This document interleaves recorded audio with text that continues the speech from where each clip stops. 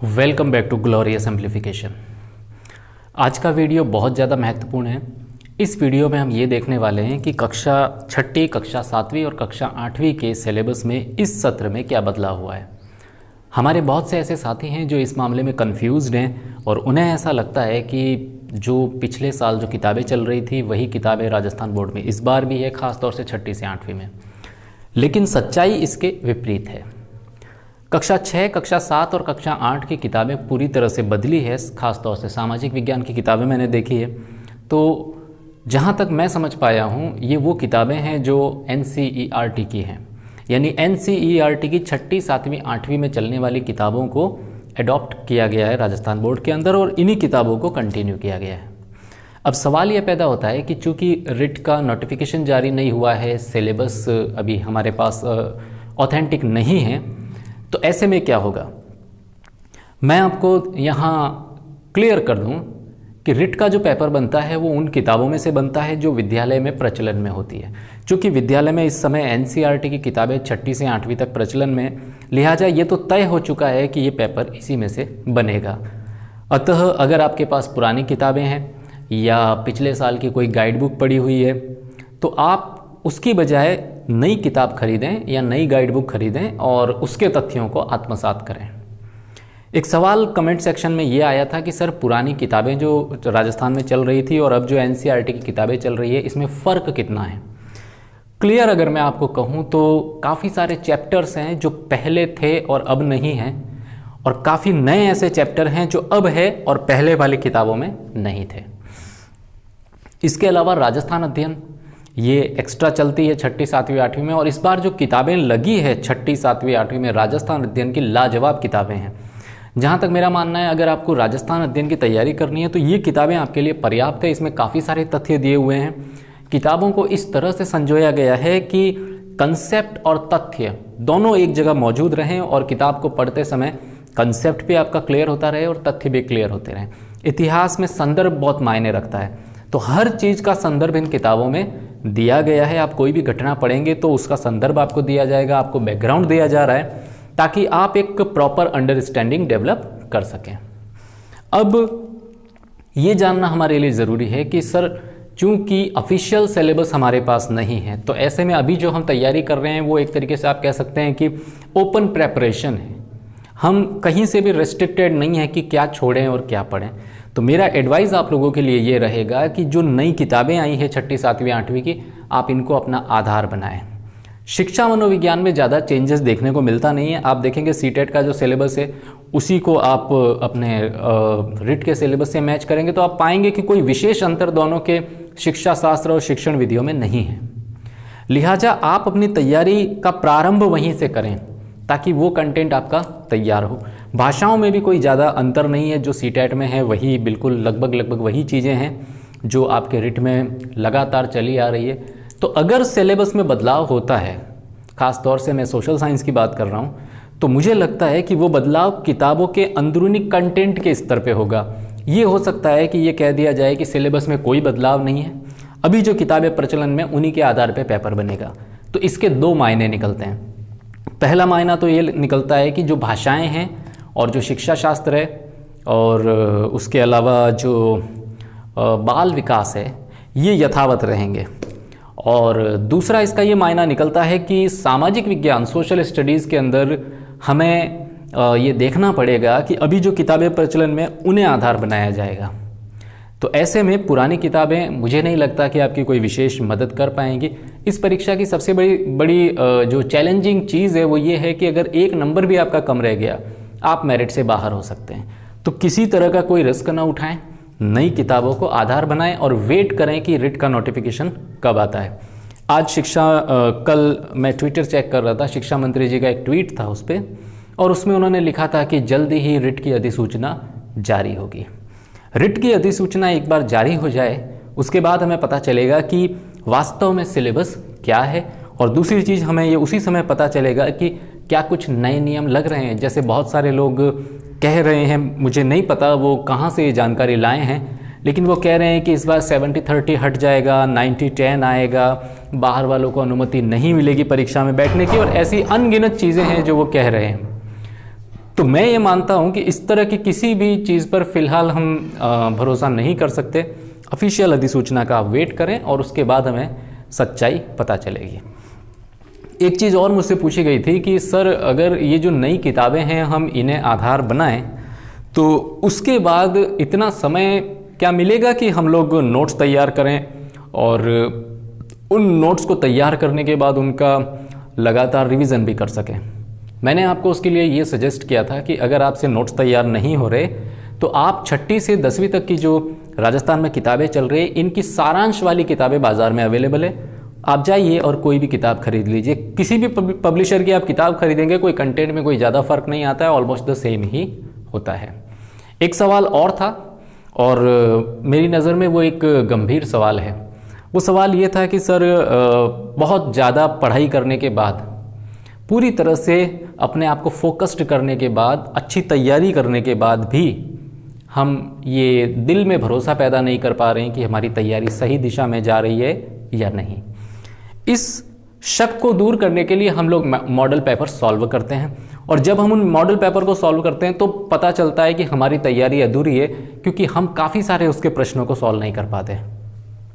मेरे भाइयों, इसीलिए मैंने आपसे कहा था कि आप मॉडल पेपर की तरफ न जाएं, आप स्ट्रिक्टली अपनी किताबों पर फोकस्ड रहें। कम से कम फरवरी और मार्च तक आपको देखना ही नहीं है मॉडल पेपर्स। अगर आपकी इच्छा है देखने की तो आप पुराने पेपर देखिए जो रिट के हैं, वो आपको प्रश्नों की प्रकृति को समझने में थोड़ी बहुत मदद करेंगे और उससे आपका थोड़ा बहुत भला हो सकता है। लेकिन मॉडल टेस्ट पेपर है या टेस्ट सीरीज है और वो आप शुरुआती पहले चरण में ही आप ले रहे हैं तो न तो आप तैयारी कर पाएंगे और न ही आप प्रश्न सॉल्व करने की कला सीख पाएंगे। मैं एक वीडियो में पहले बता चुका हूं कि हम ऑब्जेक्टिव परीक्षाओं को कैसे सॉल्व करते हैं। मेरा ये मानना है कि अगर आप में जरा सा भी कॉमन सेंस है तो 100 में से 60 प्रश्न आप आसानी से कर लेंगे। जो मुख्य हमारे सामने चुनौती होती है वो अंतिम 40 प्रश्नों की होती है, अगर 100 का पेपर माने तो। ये 40 प्रश्न ऐसे होते हैं जिसमें अगले 20 प्रश्न मॉडरेट और उससे ऊपर के 20 प्रश्न मेरिटोरियस होते हैं और यही चयन का आधार बनते हैं। तो हमें पूरी तरह से अपने आप को उन चीज़ों से बचाना होगा जो हमारे लिए घातक है, चाहे वो टेस्ट सीरीज हो चाहे वो मॉडल टेस्ट पेपर हो। मॉडल टेस्ट पेपर के अंदर बहुत सारे क्वेश्चन ऐसे हो सकते हैं जो आपकी मूल पुस्तकों के बाहर से आएँ और ऐसा खास तौर से शिक्षा मनोविज्ञान में होगा। आप अगर देखेंगे तो आपको पता चलेगा। वजह यह है कि शिक्षा मनोविज्ञान के अंदर ज़्यादातर जो क्वेश्चन आ रहे हैं या बाल विकास में जो ज़्यादातर क्वेश्चन आ रहे हैं वो हाइपोथेटिकल हैं। ऐसे प्रश्न हैं जो आपने पहले पढ़े नहीं हैं, किसी कंडीशन के आधार पर वो प्रश्न कंडीशनड किए गए हैं और उसके बाद आपको दिए जा रहे हैं। अब चूंकि आपकी तैयारी अभी इतनी व्यवस्थित नहीं हुई है, हो सकता है आप में से बहुत सारे साथी मार्च अप्रैल से ही तैयारी कर रहे हैं, उनकी तैयारी को 8-9 महीने हो गए हों, लेकिन उस तैयारी में और एक व्यवस्थित तैयारी में फ़र्क होता है। अब आप व्यवस्थित तैयारी कर रहे हैं और इस व्यवस्थित तैयारी को इन मॉडल टेस्ट पेपर से डिस्टर्ब मत होने दीजिए। एक सवाल और था जो कमेंट सेक्शन के अंदर था। मैं चूंकि जवाब दे नहीं पा रहा हूं कमेंट सेक्शन में ज़्यादातर लोगों के, इसलिए मैं कोशिश करता हूं कि वीडियो के माध्यम से आपकी समस्याओं को सुलझा दूं। एक और सवाल जो पूछा गया था वो ये था कि सर मेरिट कितनी रह सकती है रिट के अंदर। आप किसी भी विषय से हैं, मैं बहुत गंभीर बात करने वाला हूं, आप किसी भी विषय से हैं, आप किसी भी कैटेगरी से हैं, आपको अपना लक्ष्य रखना है कि अगर 150 नंबर का पेपर है आपको 110 प्लस हर हाल में रहना है। ये बहुत ज़रूरी है क्योंकि जिस तरह कंपटीशन बढ़ा है 2018 के बाद से ही लोग इंतज़ार कर रहे थे कि कब अगली रिट परीक्षा है। इन 2 सालों में और हज़ारों लाखों कैंडिडेट हैं जो आपके साथ जुड़ गए होंगे। कुछ ऐसे कैंडिडेट भी हैं जैसे हमने देखा था 2018 में कि 16 में सेलेक्ट हो गया, फिर से फॉर्म भरा क्योंकि उसे इच्छित जिला नहीं मिला और फिर 18 के अंदर एक सीट खा गया। तो ऐसे भी तो काफ़ी लोग होंगे। जाहिर है सरकार ने भी इस पर गंभीरता से सोचा होगा और हो सकता है कोई ऐसा रेस्ट्रिक्शन ला दिया जाए कि जो चयनित है वो वापस से फॉर्म नहीं भर सकते, तो बढ़िया है। लेकिन अगर ऐसा रेस्ट्रिक्शन नहीं आता है तो आपके सामने चुनौती तो है। सर्वाधिक मेरिट जो पिछली बार हमने देखी थी वो थी सोशल साइंस के अंदर, बहुत हाई मेरिट थी। इस विषय की प्रकृति को देखते हुए इतनी हाई मेरिट, तो आपको तैयार रहना पड़ेगा और एक ही रास्ता बार बार फॉलो करें, किताबें और मैक्सिमम रिवीजन। कुछ लोग पूछते हैं कि सर मैं एक्स गाइड ले आया और वाई गाइड भी ले आया, दोनों गाइड्स ले आया, मैं दोनों को पढ़ रहा हूँ। ऐसा ना करें। आप कोई एक गाइड चुन लें, उसी गाइड को पढ़ें और उसी का रिवीजन करें। आप 10 नई किताबें पढ़ने से बढ़िया एक किताब को 10 बार पढ़िए। मैं आपको दावे से कहता हूं कि आपका चयन 101% हो जाएगा। एक प्रश्न और था, और वो प्रश्न मुझसे एक फिजिकली हैंडीकैप्ड हमारी बहन है, उन्होंने मुझसे पूछा था और आशा की थी कि मैं वीडियो के माध्यम से उनके प्रश्न का आंसर दूं। उन्होंने मुझसे ये पूछा था कि सर, शिक्षा मनोविज्ञान और बाल विकास और शिक्षा शास्त्र, इसके अंदर ऐसा क्यों होता है कि जो 30 प्रश्न हमारे आते हैं उसके अंदर से हम लोग 18-19 पे रेस्ट्रिक्टेड हो जाते हैं, उससे आगे बढ़ नहीं पाते। बहन, इसकी सीधी सी वजह 2 है। पहली वजह यह है कि हम गाइड्स को पढ़ते हैं, हमारा फोकस तथ्यों पे ज़्यादा होता है। मैं आपको पहले भी बता चुका हूं कि अगर 30 प्रश्न है तो 12 प्रश्न तथ्यात्मक मैक्सिमम आते हैं इस पेडागोजी के अंदर और चाइल्ड डेवलपमेंट के अंदर। 18 प्रश्न कंसेप्चुअल होते हैं। ये 18 ऊपर नीचे हो सकते हैं, हो सकता है 16 आ जाएं, हो सकता है 19 आ जाएं। तो कंसेप्चुअल क्वेश्चन को अगर हमें ढंग से सॉल्व करना नहीं आता तो हम इसके अंदर अच्छी मार्किंग नहीं ला सकते। इसलिए मैं आपसे कहता हूं कि अगर आपको पेडागोजी और बाल विकास थोड़ा कठिन लग रहा है तो आप एक काम करें कि 11वीं 12वीं की पहले मनोविज्ञान पढ़ लें, जो राजस्थान बोर्ड में चल रही है। एनसीईआरटी वाली भी आप पढ़ेंगे तो कोई प्रॉब्लम नहीं है उसके अंदर। उसके अंदर बहुत आसानी के साथ इन चीज़ों को समझाया गया है, खासतौर से बाल्यावस्था के लक्षण हैं, उसके अलावा और बहुत सी ह्यूमन ब्रेन फंक्शनैलिटी है, ये काफ़ी सारी चीज़ें हैं, तो वहाँ आपको मदद मिलेगी। उसके बाद जब आप इन मूल पुस्तकों को कर लें उसके बाद आप आइए। अगर आपको ये 11वीं 12वीं की मनोविज्ञान नहीं मिलती तो गूगल पे जाएं और वहाँ डाउनलोड करने की कोशिश करें। अगर फिर भी नहीं मिलती है तो बेटर है आप Indira Gandhi national open university के नोट्स ले लें, ये भी ऑनलाइन अवेलेबल है। उन्हें एक बार 2 बार अच्छी तरह से पढ़ें, फिर आप अपनी गाइड पर आएँ और उसे तैयार करें। आप पाएंगे कि आपकी स्कोरिंग बढ़ेगी। इस परीक्षा में आपकी रणनीति बहुत मायने रखती है। आपको ऐसी स्ट्रैटेजी के साथ चलना पड़ता है ताकि दूसरों को आप सरपास कर सकें, उन्हें पीछे छोड़ सकें। और आप जानते हैं कि जब हम ओवरटेक करने की कोशिश करते हैं तो हमारा पूरा फोकस अपने गोल पर होना चाहिए। तो समान लोग जिस तरह से समान रणनीति से चल रहे हैं, हमें थोड़ा सा तो एक्स्ट्रा करना पड़ेगा, थोड़ा सा तो अलग करना पड़ेगा। और ये क्या अलग करना है ये मैं आपको बता चुका हूं। शिक्षा मनोविज्ञान और बाल विकास या पेडागोजी आप कह लें, ये वो सब्जेक्ट है जो आपकी मेरिट डिसाइड कर सकता है। तो अगर आपकी स्कोरिंग बहन इसके अंदर करीब 25 तक चली जाती है, आपके सफल होने की उम्मीदें बहुत ज़्यादा हो जाएगी। इसी तरह से एक सवाल और था, खासतौर से अंग्रेज़ी के बारे में, और उन्होंने पूछा था कि सर, मेरे बीए में इंग्लिश लिटरेचर रहा है और मैं अंग्रेजी को फर्स्ट लैंग्वेज चुनूँ या सेकंड लैंग्वेज चुनूँ। ये बड़ा गंभीर प्रश्न था। अब इसमें आप गौर कीजिए कि अगर आप इंग्लिश को फर्स्ट लैंग्वेज चुनते हैं तो फर्स्ट लैंग्वेज एज इंग्लिश, जो अभी तक जो सिलेबस हमारे नज़रों के सामने है 2018 वाला, तो वो ग्रामेटिकल पोर्शन कवर करता है। तो अगर आपको लगता है कि आपकी ग्रामर पे बहुत अच्छी कमांड है और आप इन 30 में से कम 22 प्लस जा सकते हैं, आप इंग्लिश को लैंग्वेज 1 चुनिए। लेकिन अगर आपको ऐसा लगता है कि नहीं, मेरी अंग्रेजी ग्रामर, क्योंकि इसमें एग्जेप्शन बहुत ज़्यादा हैं, इतनी अच्छी कमांड नहीं है, तो उस कंडीशन में अगर आप लैंग्वेज 2 के रूप में भी अंग्रेजी रखेंगे तो वहाँ सिर्फ आपको रटना है। ठीक है, थोड़ी बहुत दिक्कत आपको 4-5 प्रश्नों में फोनेटिक्स के अंदर आ सकती है और फोनेटिकल इंस्क्रिप्शन वगैरह, ये थोड़ी सी चीज़ें डिफरेंट है उसके अंदर, लेकिन बाकी चीज़ें सारी रटने जैसी हैं। तो अगर आप उनको ध्यान से पढ़ समझ के रट भी लोगे तो आप उसको क्लियर कर लोगे, और उसको रटने की भी ज़रूरत आपको नहीं पड़ेगी, सिर्फ आपको समझना है।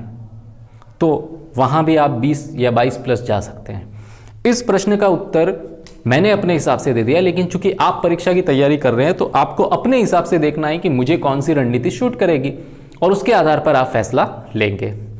एक सवाल और था, और वो सवाल मुझसे इस उम्मीद के साथ पूछा गया था कि मेरी स्कोरिंग बहुत अच्छी रही है रिट में, तो मैं उसका सही जवाब दूं। मुझसे पूछा गया था कि सोशल साइंस की तैयारी की परफेक्ट स्ट्रैटेजी क्या है, या वो क्या स्ट्रैटेजी है जिसे मैंने फॉलो किया था। एक सेपरेट वीडियो में मैं बता चुका, मैं उसे रिपीट नहीं करूंगा, लेकिन उस स्ट्रैटेजी की 3 मूल बातें मैं आपको शेयर जरूर करूंगा। पहली, कि आप 6ठी से 10वीं तक की किताबों को ही आधार बनाएं, या इन किताबों से संबंधित जो सारांश की किताबें बाजार में हैं सिर्फ उसको आधार बनाएं। दूसरा, कोशिश करें कि परीक्षा से पहले आपका जो मेन सब्जेक्ट है सोशल साइंस, उसके कम से कम 8 से 9 रिवीजन अच्छी तरह से हो जाएं। और तीसरा, परीक्षा तक किसी भी मॉडल पेपर को सॉल्व ना करें। आपको सॉल्व करने पुराने पेपर उठाएं, हालांकि थोड़ा बहुत कंटेंट इस बार डिफरेंट है इन किताबों में, लेकिन फिर भी आप इन किताबों को तैयार करें और उसके बाद पुराने पेपर उठाएं। उससे आपको ये समझने को मिलेगा कि सोशल साइंस में अमुक चैप्टर में से वो कौन से एरियाज है जिसमें से प्रश्न बार बार आ रहे हैं। मकसद हमारा प्रश्नों को देखना नहीं है, उन एरियाज को चिन्हित करना है जहां से प्रश्न आते हैं। फॉर एग्जाम्पल, जैसे मेरी ज्योग्राफी थोड़ी कमज़ोर रही है हिस्ट्री के मुकाबले, तो मैं ये देखता था कि ज्योग्राफी के वो कौन से एरियाज हैं जहाँ से प्रश्न आते हैं। तो मैंने देखा कि नदियों से एक प्रश्न अवश्य आता है, सागर महासागर से एक प्रश्न अवश्य आता है, चट्टानों से संबंधित एक प्रश्न हमेशा आता है। तो इस तरह से मैंने 8-10 कैटेगरीज उसकी बनाई और उन कैटेगरीज को बहुत अच्छी तरह से तैयार किया। बाकी कंटेंट नॉर्मल पढ़ा, लेकिन वो जो मैंने चयन किया था उन्हें बहुत अच्छी तरह से पढ़ा, तो मुझे उसका फ़ायदा परीक्षा हॉल में मिला था। ये वो स्ट्रैटेजी जिसे आप किसी भी सब्जेक्ट के साथ अपना सकते हैं। Even if you belong to science field, no problem. The same strategy will definitely help you out if you are competing your RIT examination through science subject or mathematics. Revision is the only key that can open your door of success. एक सवाल, अंतिम सवाल वो ये था कि sir अगर मान लीजिए चयन हो जाता है और चयन होने के बाद में मैं अपने डॉक्यूमेंट प्रस्तुत नहीं कर पाता हूँ, तो उस दशा में क्या होगा। देखिए, अगर आप ये कहना चाह रहे हैं कि आपका सिलेक्शन हो गया है और सिलेक्शन होने के बाद में आपकी डिग्री आपके हाथ में नहीं आई है, तो उस कंडीशन में आप प्रोविजनल डिग्री लाकर जमा करा सकते हैं, नो प्रॉब्लम एट ऑल। आपकी प्रोविजनल डिग्री भी वही काम करेगी जो आपकी डिग्री करती है।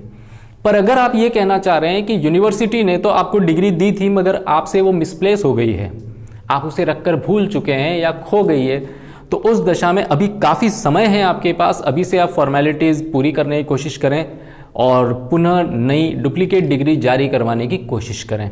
यूनिवर्सिटी से कांटेक्ट करें, अगर मार्कशीट भी गुम गई है तो आपको वहाँ से वापस जारी हो सकती है। ये आज के वीडियो में सिर्फ इतना ही। मिलते हैं अगले फिर किसी वीडियो में। तब तक आप अपनी तैयारी कीजिए और मैं और आपके कमेंट सेक्शन को देखूंगा। जो भी सवाल ऐसे लगेंगे जिनके जवाब दिया जाना उचित है और उससे कैंडिडेट्स का भला हो सकता है, तो मैं उन सवालों के जवाब जरूर दूंगा। बहुत बहुत धन्यवाद। जय हिंद, जय भारत।